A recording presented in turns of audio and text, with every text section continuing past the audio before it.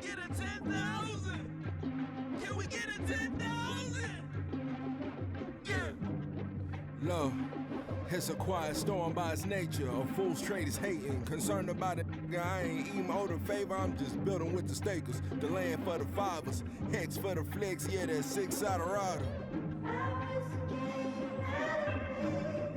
But I thought I told you yesterday.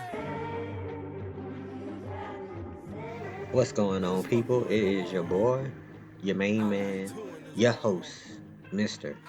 HNC, High Noon Crypto for tax and liability purposes, here after a kind of a lengthy break to deliver another, hopefully, banger of an episode. I have quite a bit to talk about. Uh, so, without any further, hesitations, let's jump right into it. So, the first thing I want to say to all y'all who are listening, who may stumble across this particular episode one day in the future, I just want to say that you are extraordinarily lucky to be listening to this kind of content on October 3rd, is when I'm recording this. Uh, and the reason why I say that is because this world is going to financial hell in a financial handbasket. It is so far off the rails that at best case we have a 2008 style crash. That's the best case scenario, it seems like at this point. Now, I'm not one of those people that are going to get up here and act like I'm some kind of macro genius and I be, looking at all this stuff. But I will say this, that one, I've learned a lot about just financial systems and how they work in the world through my introduction into crypto. And two, I have lived in many countries and I've seen many different things happen in real time. So, for example, right now I live in Japan and I just watched the Bank of Japan intervene to stop their currency that was in essentially a free fall mode against the US dollar. The dollar has increased greatly in purchasing power over here. I've benefited greatly from that. And I don't make no, I don't feel too bad about it, but at the same time, I understand what's happening. So I just read a lot, I study a lot, I listen to a lot of um, content that I then go and try to verify if what they're saying is true or not. And I've just come to the conclusion that it's really wicked out here. It's really wicked out here. But, what some people see as, a catastrophic event finna happen, a lot of people also see it as an opportunity. And I think that by being introduced to this kind of content, we're on the side of people who should see it as opportunity. Because what happens after everything falls and the dust settles? Well, you got two options. You can walk away from it, or you can start to pick it back up and rebuild. And I think in the sense of rebuilding is where we can possibly see, our greatest gains, our greatest life changing wealth. Before the COVID year, historically, every like I think it's like 8 to 10 years, they say on average, the U.S. has a major correction. Uh, and also think about this too. Think about a lot of the terminology they use. I was just trying to explain a lot of this stuff to a friend of mine, and she was confused by some of the terminology, such as basis points, such as insolvency and things like that. And I said, they purposely use the words and things like that to confuse the average person, so they're not really understanding what's going on. So when they say, "Oh, the market correct," that pretty much means that we had a crash, you know, because it correct. How can you correct to the downside, right? So you have these opportunities, and as Richard and a bunch of other people say, during bear market, these are opportunities to buy to increase your bag size. But rarely often do we, as people, especially as common people, as you would say, I'm not saying that in no kind of derogatory way, but just the average daily Joe, right? Do we, one, have the knowledge or the funds to be in a situation where we understand that these markets, these whatever, are crashing or will be crashing, and now we have the opportunity to acquire said things that we want at a cheaper price. We can tell that people don't understand that now because people are actively selling cryptos that are down 90%. People are actively selling cryptos that are down 80%. When that is, I mean, honestly, a good time to be buying. I of course, Hex is what I talk about the most on here, but I mean, if you weren't into Hex and you bought Ethereum, you could get about a 4x out of its, out of your money today, roughly, if it went back to its all-time highs. Well, a 4x on $1,000 is not, you know, nothing to write home to your mom about.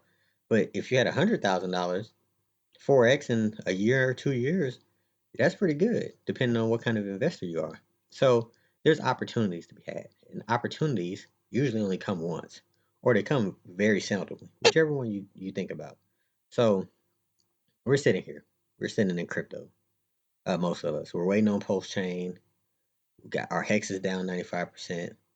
The global markets are just doing just all types of crazy things.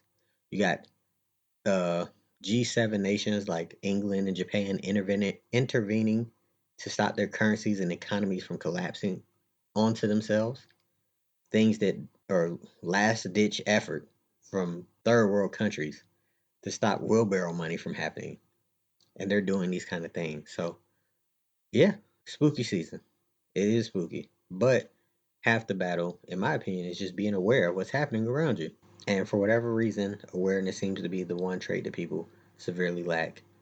If you ever played football back in the day, anyway, um, if you were like doing like punt return or kick return, you better be aware of what's going on around you because you could be chasing somebody, you get cracked back. And it seems like most people prefer the crackback when it comes to this. Yes, I'm not going to sit up here and say that this is easy. It's by this behemoth of a beast that the rich have created is by no way, shape, or form easy to understand, to infiltrate, and to execute without help, without guidance, without any of these things. But fortunately, we live in a day and age where pretty much you can access all of recorded human history in 3 seconds or less, almost quicker than a block time on Pulsechain, right? So, really, no excuses. Really, no excuses. Things are going to get wicked out here. We're going to see things that we've never seen before, mainly because we're dealing with money that's never been that's never been made before or printed. We're dealing with astronomical sums, so that means that the fallout has to be astronomically greater. Bigger you are, harder you fall, kind of deal. And I sit and I really think, and I really be talking to my friends. I really be trying to tell the people that I know and love just what to expect. Who knows? Who knows what will be the hypothetical straw that breaks the hypothetical camel's back? We got World War III literally peeking his head around every corner. Uh, you know, I remember when I was younger, I was in middle school, and my social studies teacher he told us about a hydroelectric dam that was built on a river that flowed from South Carolina to Georgia. I think it was. Is he like South Carolina to Georgia or Alabama to Georgia or something? And he pretty much said that the people in either South Carolina or Alabama was pretty much restricting the amount of water that came into Georgia. And he said, if we weren't a one country, we weren't the United States, that would be literally an act of war. You're damaging resources. You're trying to control resources that people need to live. Um, a natural gas pipeline being sabotaged is definitely a real act of war. It's not even some kind of like little punk ass act of war. That's a real act of war. So you have that. You have these banks, Credit Suisse, and I think they said Deutsche Bank was the other one that they're speculating that they could possibly fall. These are two very big international banks. You have China real estate market. There's just the U.S. being hawkish, still raising rates, mortgage rates going through the roof. A housing bubble, another housing bubble.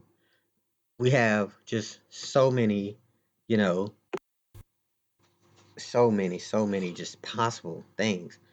And yet, if you're in crypto, you're kind of just biding your time. Uh, I think that when it happens this time, I think that the money, when it comes back, um, will flow into crypto. I think so. I think that will be the new real big wave. Um, Just how we look at, just how people in crypto look at market caps. People in the world, they look at market caps. They know that crypto. There's been what was it I read? I think they said that uh, Credit Suisse manages as much assets as the entire crypto market. So they manage almost 800 billion, excuse me, dollars of assets for the rich and wealthy and powerful all across this globe of ours. And that's more than just the entire crypto market cap. So you best believe they're looking at it. They're looking at it as emerging markets. They're looking at it at things with potentially high, really high upside. Yeah, I think with the money that they're investing and handling, if you put $100 million into, you know, Bitcoin and it goes up 100% from this point, you just made the kind of money that you wouldn't see in ordinary markets in many many moons. And they want some of that. They might not know how to do it yet, but I think that it's favorable for us because we do have, as crypto people, we do have a smaller market. And that brings me to my next point. I recently saw a clip from uh, Dev Kyle. He was on, I think, Hexologist show, and he was kind of talking about what is taking Pulsechain so long. And he, I always say this, and I think I even said it in a few of my earlier episodes, that they say the average millionaire is 60 years old, and I'm 31, so that means I got 29 years before I become the average millionaire. So I don't mind waiting, especially if I think this is my shot at glory.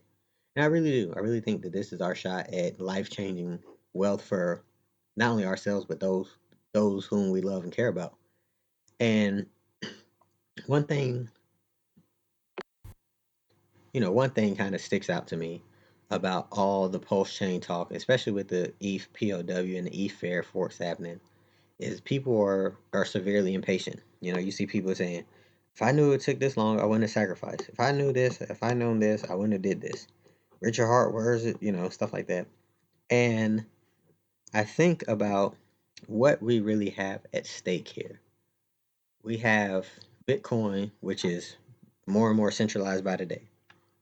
We have Ethereum that now post merge.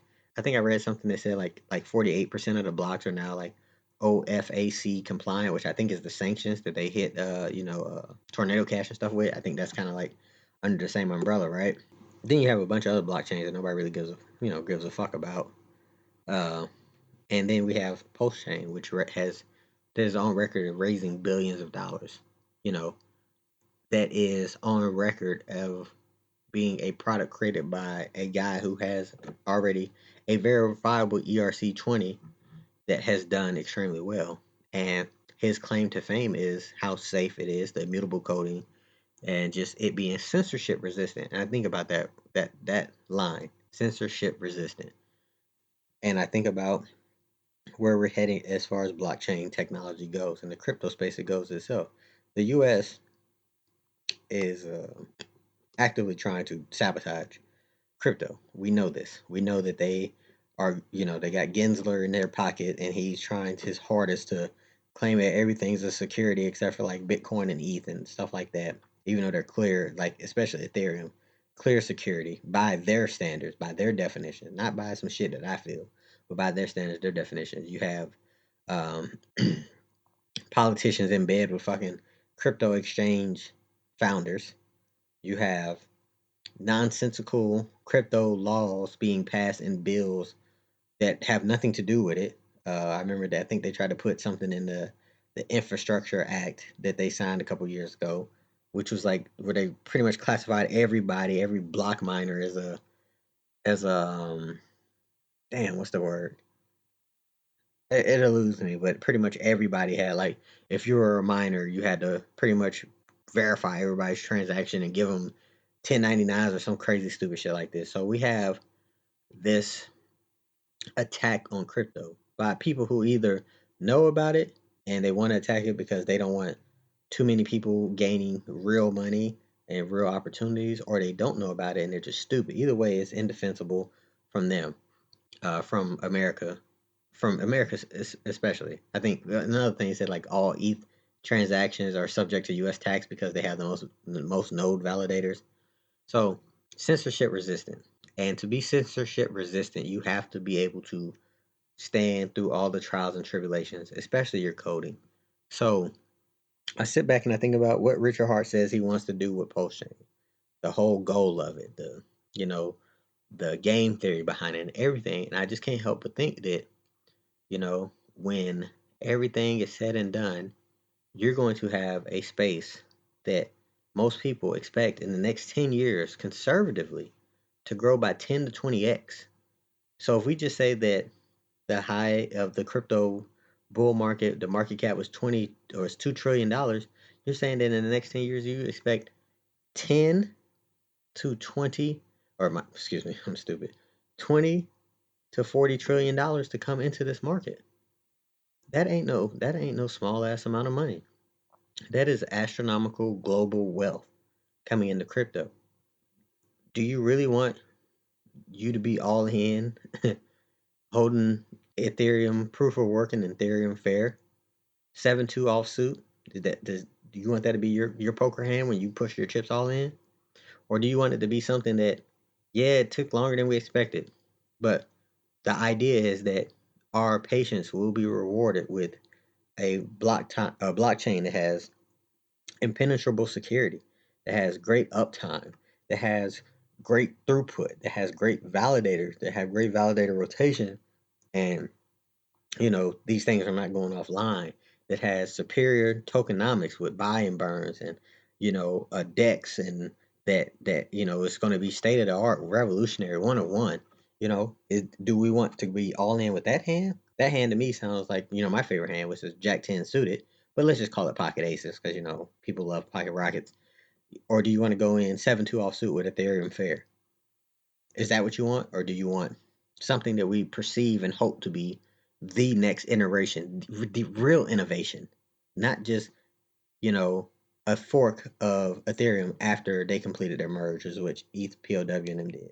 They forked it. They forked the system state. Yeah, they stole Richard's idea and stuff. That's fine, because truth be told, how has it stood the test of time? When they launched that, and I just remember scrolling through the Twitters and trying to, like, even though I didn't want to participate because I'm not that nice to be trying to uh find out what's real and what's not as far as a new blockchain that's being launched with really no infrastructure pre-built. At least when Pulsechain launched, we already have a bridge. We already know the website. We already know all the other stuff. You get on there and press. It connects your wallet automatically and stuff like that. We have the infrastructure pre-built, and it's really just us connecting to the network with but for that, when it first launched, I've seen people like say, oh yeah, I found this, and I think this is the RPC and everything. It seemed incredibly risky to me, so I just held off. But it can't be stated that it doesn't seem like something that people are trying to build on, that people are trying to innovate the space and advance the space to the next step. It seems very monkey JPEG profile pictures to me. Quick money grab, something that's fun to do during a bear market. And I'm not knocking fun things to do during a bear market, but it doesn't strike me as you know where you want to be, considering what's happening in the world and what is going to give you the biggest chance to potentially change you and your family's life.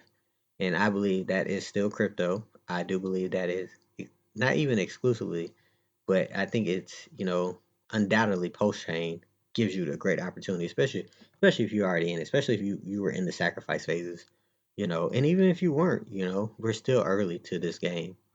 Um, let's just continue our practice our patience. Let's continue to try to assist where we can, and let's continue to stay level headed and to stay aware. If you stay ready, you never have to get ready. So let's be aware of what's happening in the markets around us. As I'm recording this, Credit Suisse is down 10% in pre-market trading. You know, we could see a bank run, and the bank not being able to oblige its customers. These are international banks; they're all interconnected. We know this. So what happens when one bank falls? A big bank that everybody has exposure to. Yeah, we thought that Celsius and Three Arrows Capitals and stuff was bad for crypto. What happens when the world banks start failing? Yeah, we'll see how bad it gets, how wicked it gets. So, just a quick little episode, trying to get back into the swing of things. This was important. Hopefully, these words mean something to y'all because I truly believe that they do mean something. I don't think that they're just. I'm not just getting on here and saying this because I want engagement and stuff. I really couldn't care less about that. I just see it and feel the need to speak on it. So, stay blessed, stay beautiful, and stay ready. And you won't have to get ready. Your boy's out.